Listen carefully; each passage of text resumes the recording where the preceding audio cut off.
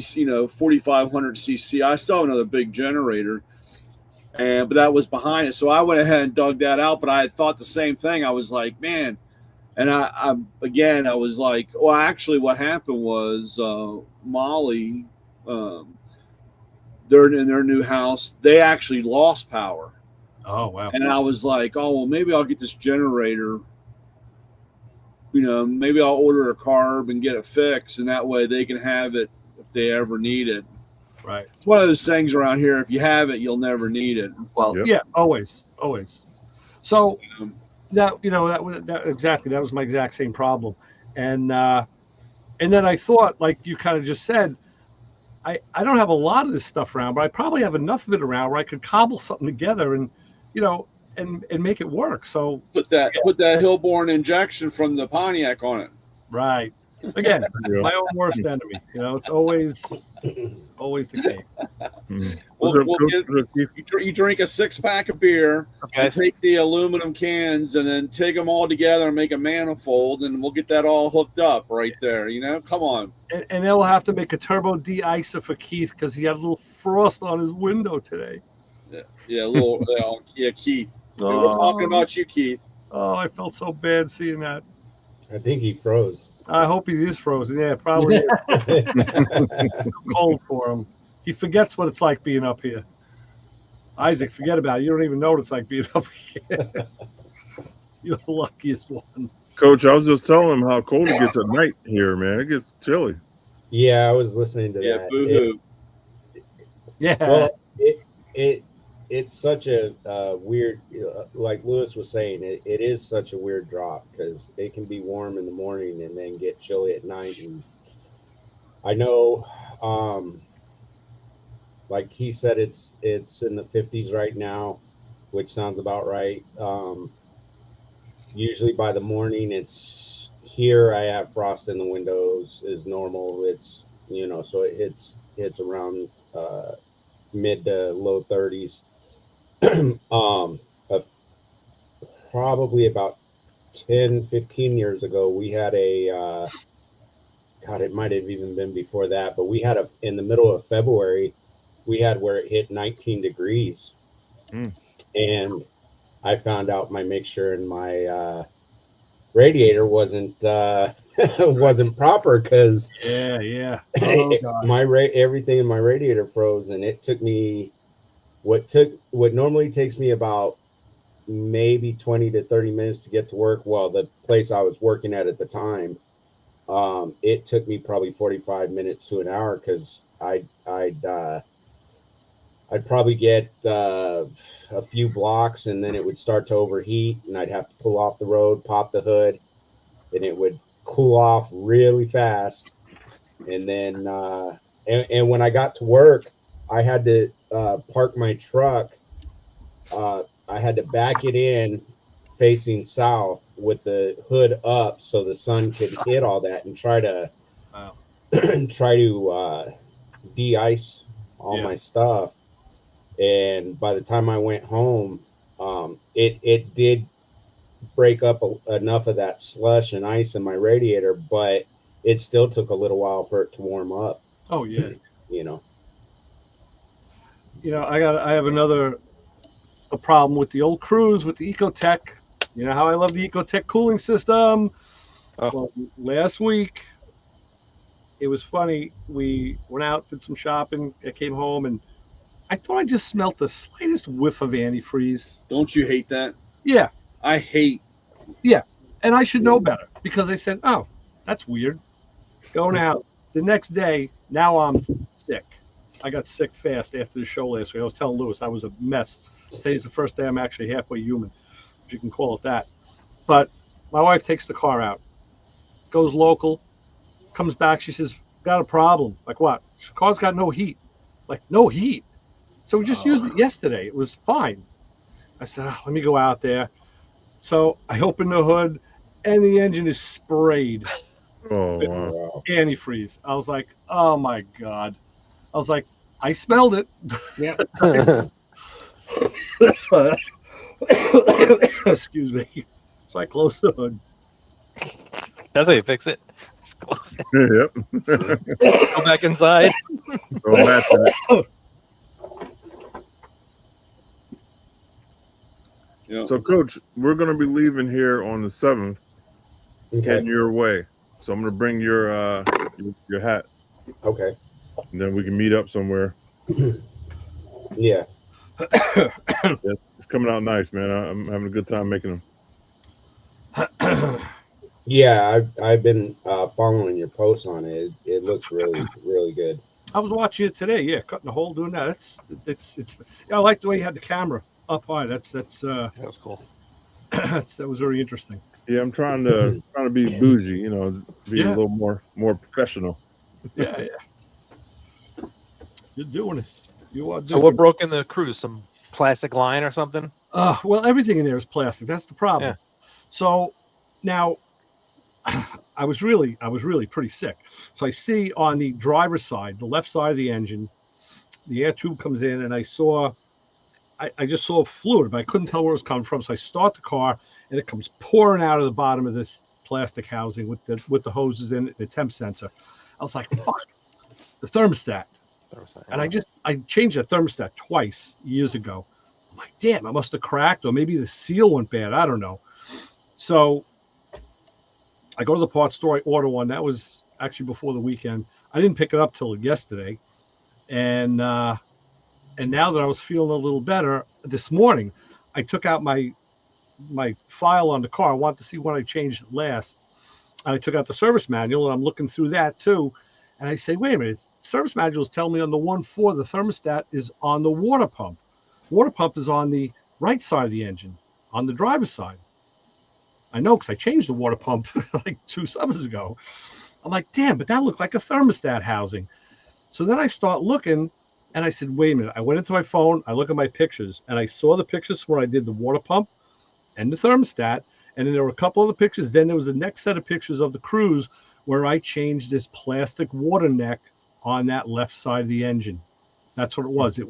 It's got like 3 or 4 hoses coming out of it in the temperature sensor. It's not the thermostat, but it is a water housing.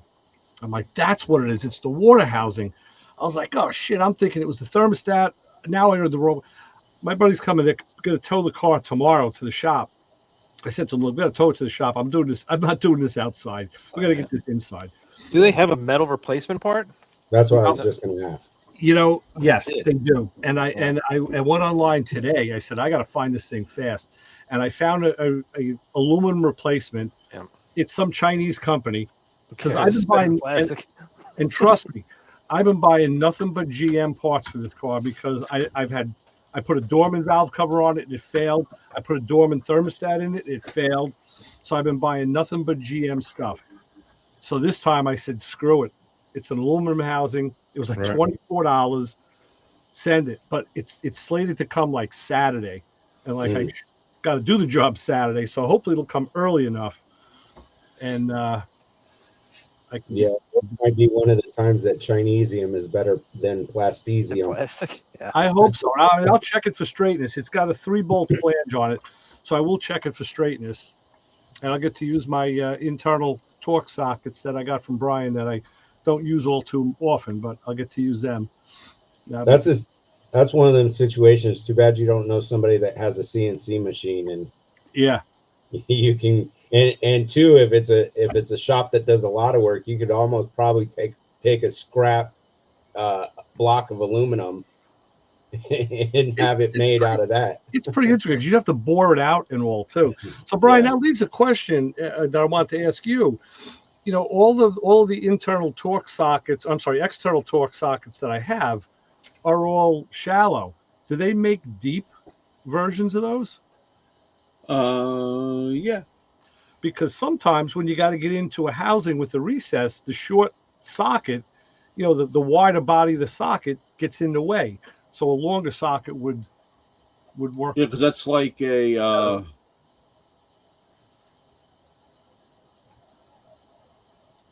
thought I had some down here. What, the screw, the bolt? No, the socket. long, internal or e-sockets or whatever. Yeah. Yeah. Okay. All right. I thought that might have been. I just wasn't sure.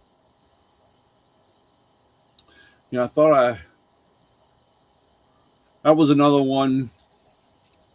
Well, I guess. Yeah, but no, when you said heat, I remember I was like, oh, I left the heat on in the truck. Oh, And it was out there, just the propane running along. oh, nice. Yeah. So Hey, Coach, I went out to the range today, and I was going to take your hat out there and shoot a hole in it for where. I was like, nah, I better not do that. What caliber were you going to use? I took I only got three guns with me. I got a 30 or 380, a 9mm, and a Shockwave shotgun. That's all I have with me. I'm thinking a nice 5.56. You know. I didn't want to travel across country, with it. Yeah, I don't blame you. I know you're going state to state. You got reciprocity issues. Yeah. How do you handle your storage when you're traveling? How did you set that up in the bus? Everything's unloaded, and I separate everything just like you do in your car. And did you lock it up? Lock the stuff up? Yeah. Yeah. Okay. Yeah, I do the same thing. I got a small safe. Well, because there's a football player, I don't remember his name or who he plays for, just got nailed at LaGuardia. Mm-hmm. He came into this, he was flying out, and he declared to TSA that he had his handgun in a lockbox, unloaded in his luggage. And they went and examined it, and they gave him some grief, and he showed them. Oh, no, I'm sorry. He didn't show him TSA, or that was something I saw on one of the gun channels. Well, they called the police, and they arrested him. Yeah. And they arrested him for having an unlawfully possessed handgun in New York City, not being licensed. He's licensed in Wisconsin, in his home state. Mm-hmm. And he said, I did the right thing. I told them it was there, and it was secured the way they want it secured. So, well, I've heard that you can declare it and everything and have it legal, but when you land in New York City or New York, it's voided. You're illegal. Yeah. If you land in New York and get off the plane and claim your luggage, you're now in possession and you're illegal. Mm-hmm. So they didn't say what the whole story was. He had to be in New York. Now I don't know if he had a connecting flight, because a lot of the gun channels I watched brought this up and said, well, what if you're forced onto a connecting flight and you have to go down to LaGuardia before you can go out to another state? You didn't choose to do that. So technically you shouldn't be in violation, but technically you are. And they said, I saw another piece, and his lawyer said, I think he's due back in court in March. I'm going to follow it because they said they feel he'll be exonerated. It won't be he wasn't carrying it, and it wasn't loaded, and it was done right. Yeah. Yep. I mean, even if I want to travel somewhere, if I want to fly out and I go to JFK and claim I'm licensed here, but I'm not licensed in the city. So technically I'm illegal in the city, but I have to fly out of the city. So, that question comes up too. And just have to go everywhere from MacArthur. Well, that's one way of doing it, right? That's one way of doing it. From MacArthur. But you follow the TSA rule, and that was what he said. He said, well, listen, I'm following the TSA regulation. And they said, yeah, but this is a state regulation. It overrides the TSA. Like, really? They make the rules as they go. Yeah, they make up the rules as they go.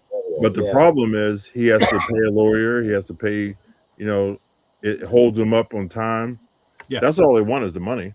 Yeah, if he gets exonerated, he still loses because of everything he has to pay to get it squared away. And plus, even on a smaller note, they confiscated the gun.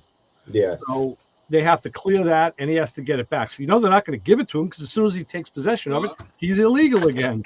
So they would have to ship it, probably at his expense, back to his home state or wherever.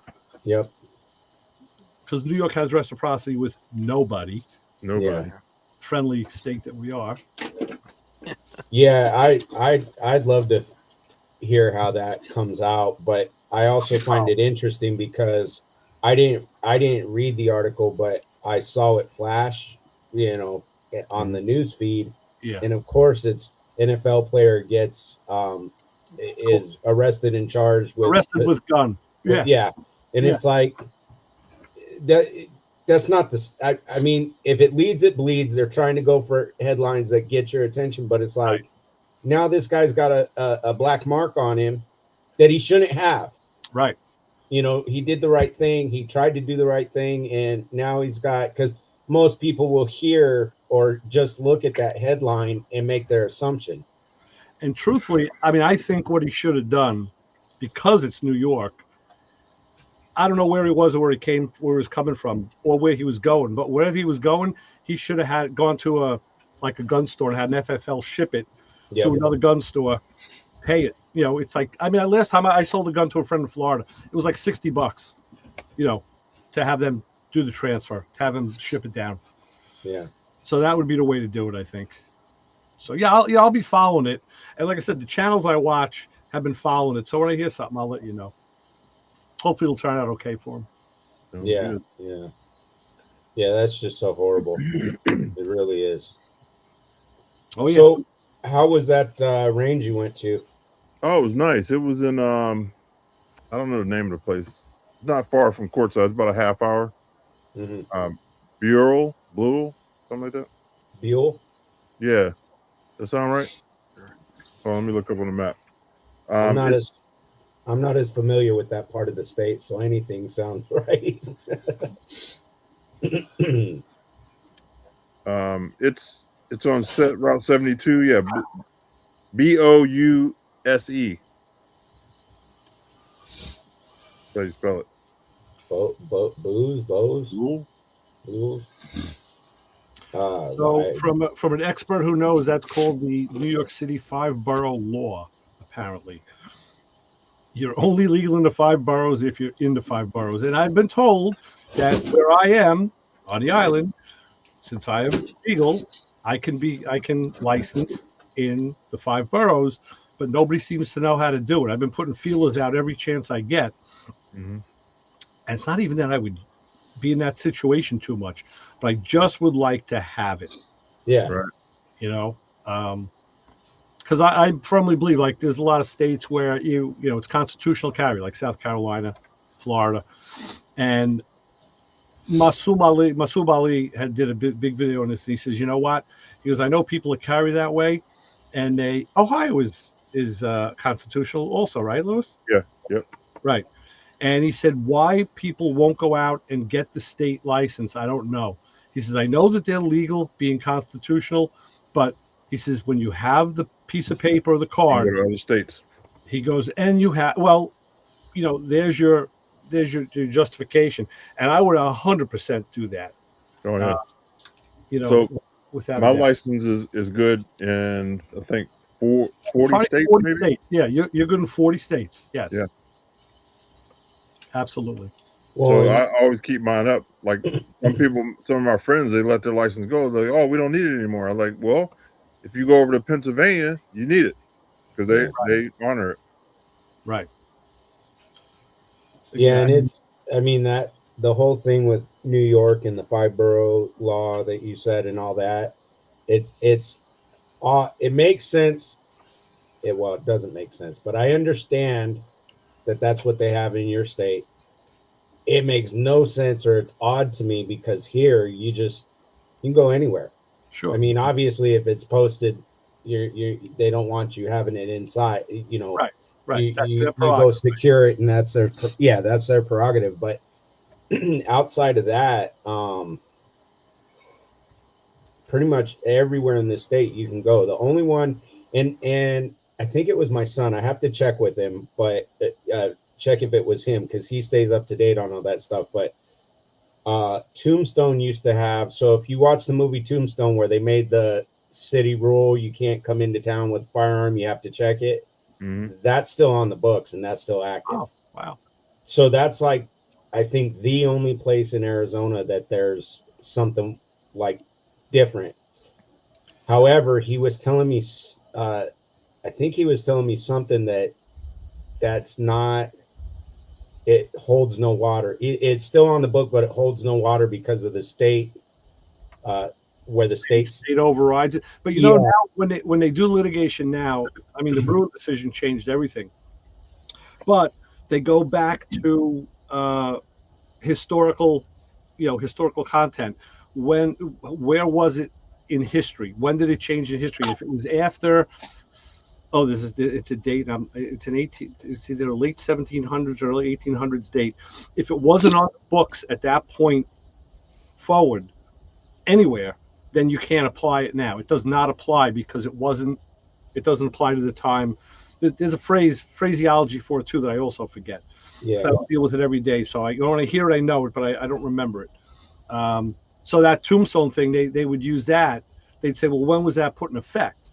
And if it was before that date, it would be negated. But if it was from that date forward, they would use that as the marker to decide if it would still stand today. Mhm.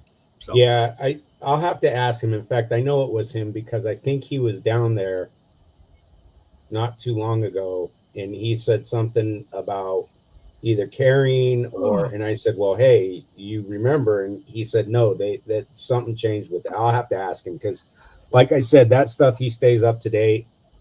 and that's the thing with the reciprocity. I mean, even where I am, I can be anywhere on the island and far away from, but the border is close to me, and I know people there, and I do things there, and literally you cross the street, you're in Queens, and now you're illegal. So Yeah. that imaginary line, it'll get you every time. Now Yeah. obviously you cross the line, a buzzer doesn't go off, lights don't flash. I mean, you have to be You have to doing something, obviously. But and that's where the HR 238 is, the National Reciprocity Bill, which is in the House right now. It's been in for years. It keeps getting modified and reissued, and it's in again. And they were saying every time it comes in, it gets a little more teeth, a little more bite. And Trump has said if it hits his desk, he'll sign it. Yeah. So nationally, you're good, because the argument is that time and memoriam law, plus it's a common sense thing. They say, well, you have a driver's license, it's good in 50 states. Yeah. You can drive anywhere in 50 states and no one's going to say boo. So why wouldn't your gun permit be good in 50 states? It's also, you guys haven't had that, certainly not Lewis, but I've had to go through more background checks, mental checks. I mean, you can't imagine. I don't even know all the stuff they've put me through. I've passed them all because I know I'm clean, obviously, or I wouldn't have gotten where I am now. So, I'm not a threat to society, apparently, because I really haven't done anything to prove that. Right. You can say that otherwise, and we can talk about it. But we went over to California a couple days ago, 2 days ago. Man, I was sweating bullets, man. I had to lock everything up, separated it. I was like, man, this is terrible. Yeah. I saw you posted a video about something going to California, and I'm going, why would you do that? So what happens in California? Are you good in California, Lewis? Are you? No. You're not. Okay, I didn't think Not at so. all. That's why one of the trips back, my wife was saying, "Oh, let's lay over in Maryland." I said, "No." I said, "I'd love to be there, Brian." I said, "But we can't go in Maryland." Yeah. He said, "They're worse than us." So Yeah, we're going to Virginia. Yeah, so we were just in Blythe. It's just over the border. But still, you got to go through a checkpoint. They wave you through, man, but I was still sweating like, oh, man. They're going to ask me, do I have a gun? I'm going to tell them. They're going to search stuff. Yeah. I had it all taken apart, and separated, but, man, still a sucky feeling. Yeah, California is somewhat similar to New York. So it's they're pretty stringent over there. It's there are it is a bit lax in some ways, I guess, but for the most part it's not. And there are legal ways that you can go across, but like my cousin's dealt with it. She lives in San Diego and they've come over here, and obviously it's easier here, but then going back and I don't remember what all the details are. There is some things there, but it's different. And then too, you have to have everything separated. You have to have, right, something in the spare tire, something under the battery, something, Well, it has to be far enough apart where you can't put them together quick. So like in a car, it'll be in the trunk, and the weapon may be locked in the box in the trunk, and the ammo could be in the back seat or in. Yeah, in the glove But like, box. they recognize that people have SUVs that are one compartment, Yeah. and then you just have to separate it, as far as possible. I thought of you, Isaac, because I was going to be a wise ass, and I thought of you when I was down at the hospital in North Carolina. Baby was being delivered, and I wasn't carrying down. I didn't bring a gun on that trip, but at the desk, they had a sign outside the hospital, no weapons, and they had a sign on the desk. They showed a gun and a knife, and it was a big Bowie knife. It was a real, like 1911 and a Bowie knife. It's like, man, I've seen those. and it says, no weapons beyond this point. And you got to check in, show them your license. They do a retina scan. They take a picture of you. You put it on your, you got a label that you put on. So I wanted to ask the lady, like, oh, this sign here is like, do you have a locker? Can I lock my stuff up here? I think, nah, don't be a dick. Just go upstairs and see my daughter. But I wanted to ask her.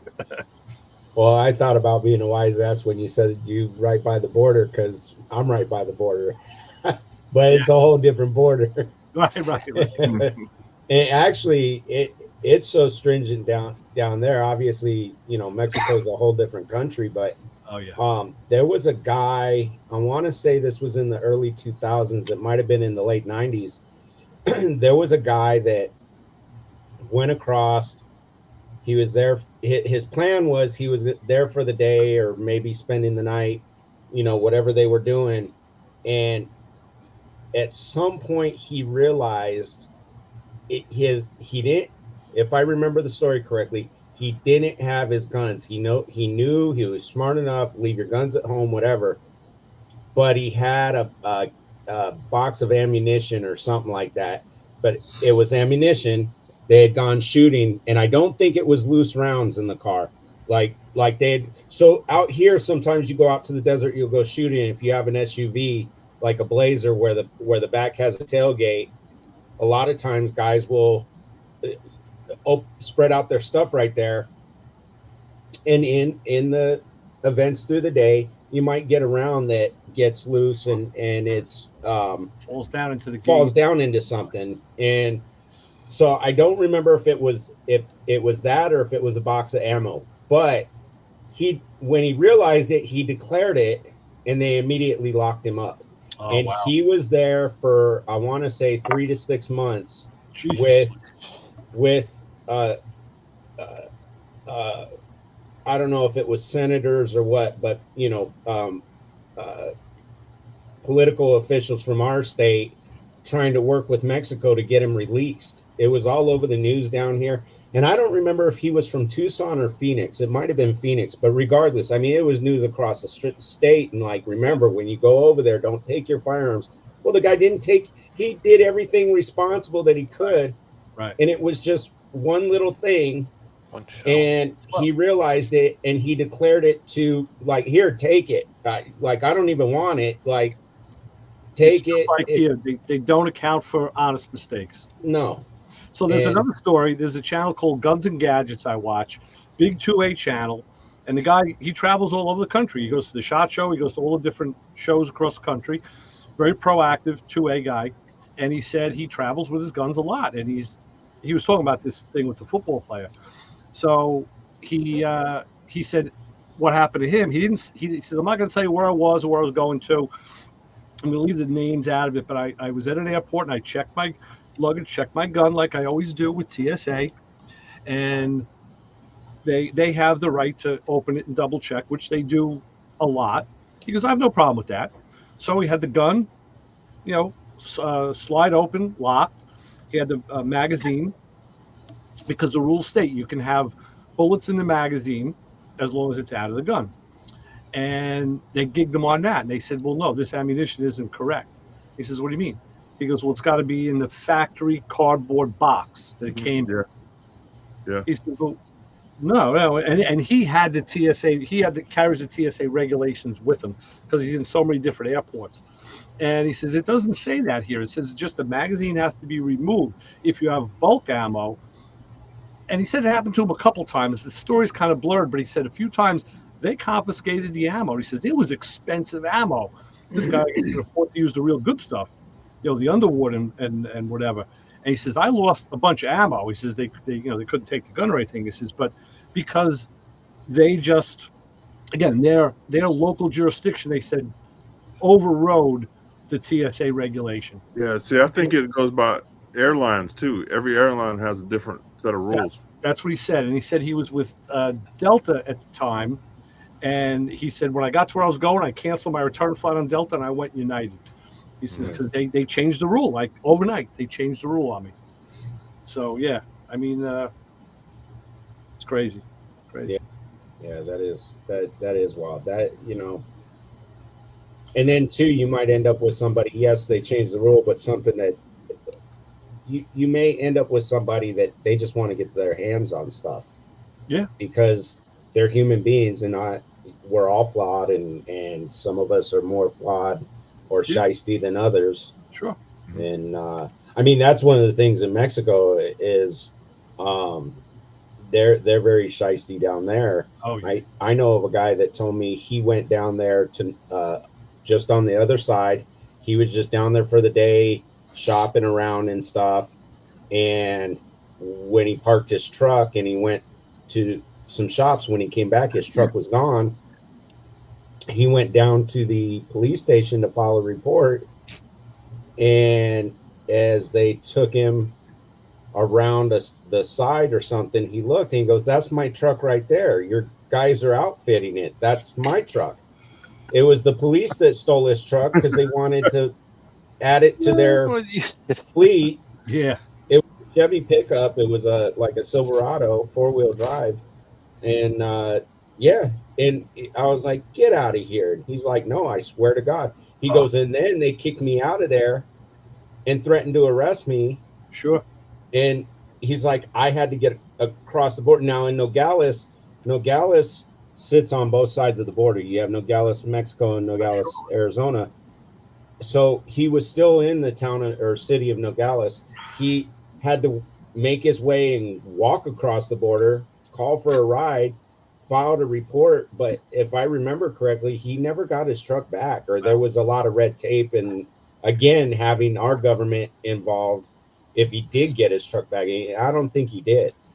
So, all right, I want to do something now that's unprecedented on this show, on my show. I'm going to change subjects and talk about cars. All right, cool. That's what I came for. Brian, it made me think of you. I was watching the other day in the middle of the day because I've been doing nothing but watching TV, sitting in my chair. I caught the guys by you in Maryland, the Damascus guys. Whatever the hell the name of their show is, I don't know. Damascus Motors. No, that's not the name of the show, though. The name of the show is based on the Junkyard. Right? Yeah, Junkyard Kings. Yeah. So one of the side projects they were showing was one of the guys that works at the shop. He showed that he's doing a side project for a friend, and the guy had bought a, I'm pretty sure it was a long bed Dodge diesel pickup. And what they were going to do is he was going to work on it after his day shift, and they were going to make it a short bed. So what they did was remove the bed, and the C channel frames on those things have to be, I don't know, what is it, like 8-10 inches tall? Yeah. So he showed how they were going to cut like 16 inches out, and then move it forward, weld it, and then plate it. This way the bed would fit. And he does that, finds some problems with the mounting points. Then what they found out is with the bed on, it was all jacked up. It looked crazy with the dimensions. So, of course, his buddy shows up. Oh, well, guess what? I just happened to bring over this lowering kit, which for the front and rear. And I tell you, when they were done, they brought it to the shop and sprayed it. This really nice. It wasn't a root beer color. It was like a raspberry. It was like a redder with a lot of with gold metallic in it. It was really sharp. Put some black custom wheels on it. And now the whole truck was lowered 3 inches in the front, 5 in the back. And it looked, they never made a short bed is what it was. So Such a cool looking truck. But watching these guys do the truck work reminded me of when I had to work on the flatbed and the tow truck, and everything is like sledgehammers, and it was just trying to remove stuff is like everything is a fight. I'm watching these guys saying, yeah, these guys, they're like maybe late 20s, early 30s. Those are the guys who should be doing that work. It reminds me why I shouldn't be, because that work is tough. Yeah, it's hard, man. but the truck came out really cool.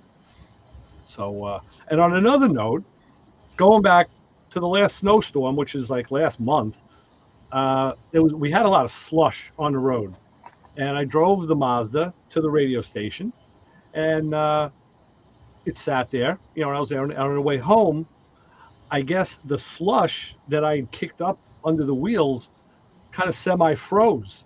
And on the way home, it was like I swear, like having either felt like the lug nuts were loose on the wheel, or I had like a totally wiped out axle bearing, because I had this like thump, thump, thump, thump, thump. I'm like, damn, it's the slush behind the wheel that's doing that. And I don't know how many, I'm sure a lot of people have experienced it and didn't know what the hell it was. Yeah. Brought it into the shop, and all he did was took a pry bar and like chunked it out and said, "Yeah, your car's fixed. Give me $200." Yeah. But, that's a real thing, man. It's quite a feeling when you feel that imbalance. I've had in between the rear tires on my tool truck. Oh yeah. I've had stuff get stuck, a snow blob of crap, ice, get stuck in between the two tires. Right.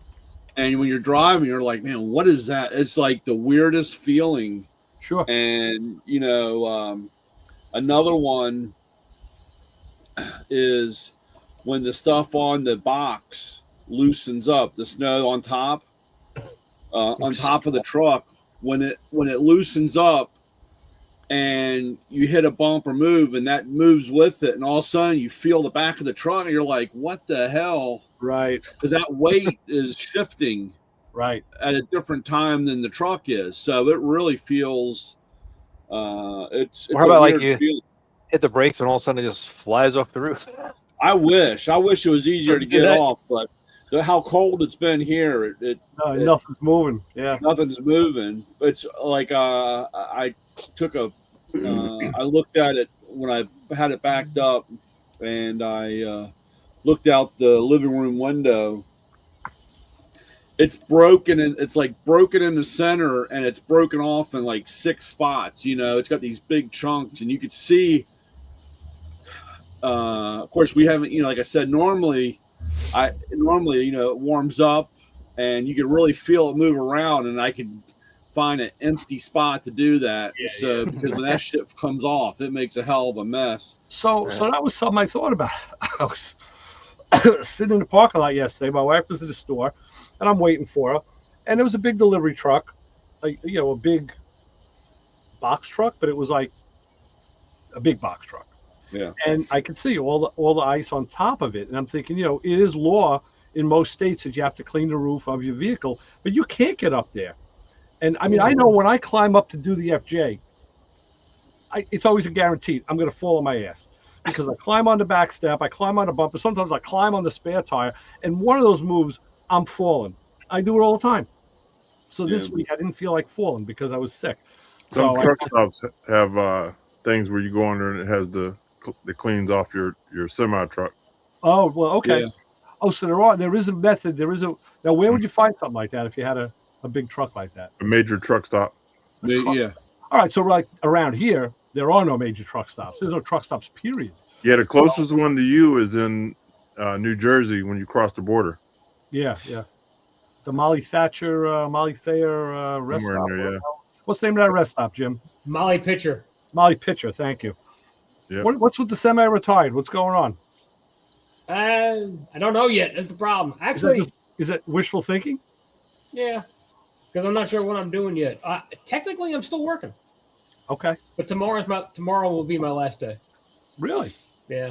So what do you do? For a second, what is this going to be a monthly thing with you, Jim? Or What happens on Monday? they're going to call you back on the 1st and then let you go on the 15th? No, they ain't calling me back. I actually went in and met and went to the office on Wednesday and found out they had a bunch of people that let go. Okay. It was like, so yeah, there's no getting back. So were you a regular full-time employee or more like a Oh consultant? yeah, no, I was full time. So you've been excessed. Yeah, actually, they eliminated my position. So you did retire. Yeah, exactly. I hope you were set up to do that. I was not. That sucks. Yeah. Yeah, that sucks. because I mean, I'm fortunate to fall into the category of what guys have told me, like, you retire, it'd be great. You make more money when you're retired than you do when you were working. I am. Really? Only because of my eye in the sky who's watching the show right now, who turned me on to a good retirement guy who I put all my money with that I was banking for like 40 years with the college, transferred it over to another guy who, bumped it up. I've been drawing on it for 2 years, and now my balance is higher than when I started. Because he's doing the right thing. Nice. So That's nice. and that's you got to really I said to myself, okay, I can stick with the system I have, which is tried and true. Many people have used it. It works. It's good. They've made money. I said, but who do I know, who I trust, who I know, locally, who knows how to manage money? And there were like 3 people that came to mind. And I asked each of them what their thoughts were. And I followed this one. I followed along with it. The argument was strong enough. And I said, okay, that's what I'm going to do. I'm going to take a leap of faith. I'm going to do this. And I'm happy I did, because it was a way to go. So, yeah, unfortunately, you didn't have that availability. So what are you going to do? You're going to look for something? Or you're going to? Yeah, I'm in the process of looking now, but prospects are not good. That's for sure. Would you look like with the state? State's hiring freeze. Oh, really? Oh yeah.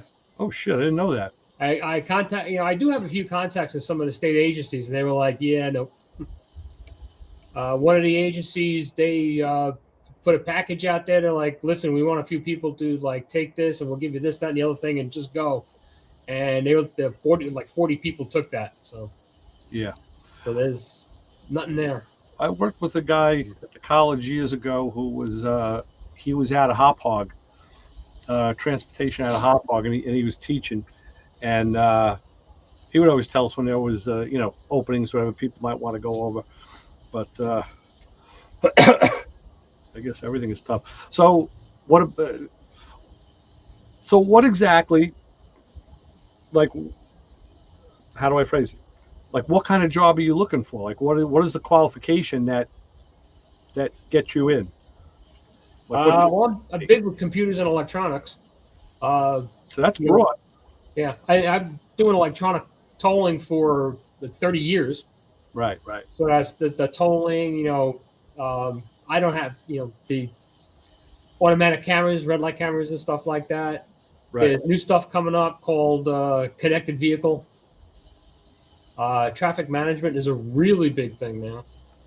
They got stuff on, all those signs you see where they list how long it takes to get to wherever you're going. Yes. That's, that is roadside stuff. That's the state-owned stuff uses your Easy Pass tag. That's what I was going to ask. I thought it was off Easy Pass. Yeah. Yeah. But Google uses, your phone. Right. For location. Yeah. Right. There's a guy who worked for me at the college, and he went on to work for UL for many years doing product testing and all, but now he's working. I had him on the show about a year ago. He was working for a company that was doing wireless. Was it wireless charging? Yeah, I think that he did something. He actually went over to Europe and got training because they were using it over there. So when the vehicles would drive in the correct lane, they could wirelessly charge. So buses and trains, Yeah. and but it could work for cars too. And they were thinking of implementing it. I don't know how they would ever do it here. And I asked him, how are they going to do it here on Long Island? But he says, no, well, they have some plans in place and they're doing studies and all. Put out a feeler for you, see if he's I don't even know if he's still doing it, to tell you the truth. Hey, I'll take anything I can get right now. Mm. What a sad thing that happens though, especially in and around New York, is they'll get this big thing, put everything together, they'll install it, and it'll work fine and dandy. Then nobody maintains it. Oh yeah, right. And it just dies a slow, painful death. Yeah, you need service. Yeah.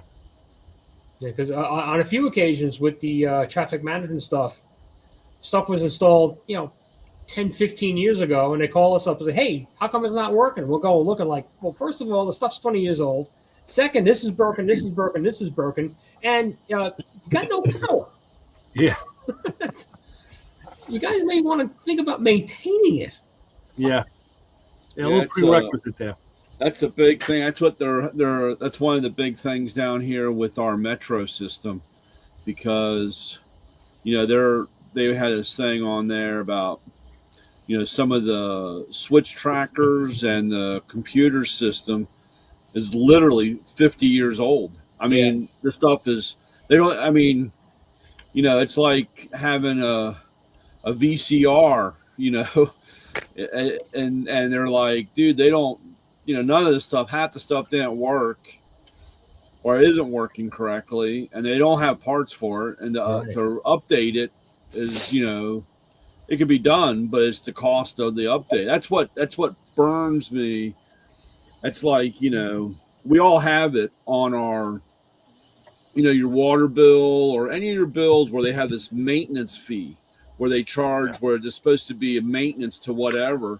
And then they say, then you get this letter, oh, we had to increase because we got to put new pipes in. And it's like, well, what have we been paying the maintenance fee for? Right. You didn't, you use that for other stuff. That was your slush fund.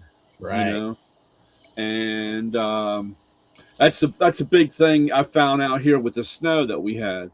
One of my buddies that own a shop, he calls and says, hey, dude, to the landlord, hey, in my rental agreement, I'm paying for snow removal. Nobody's been here. And they said, well, I don't have the money for it. Well, it's in the rent. And it's like, he goes, look, either you come out here and do this, or I'm going to hire somebody and send you a bill. Yeah. Because it's in my contract or it's in my lease that it's in here.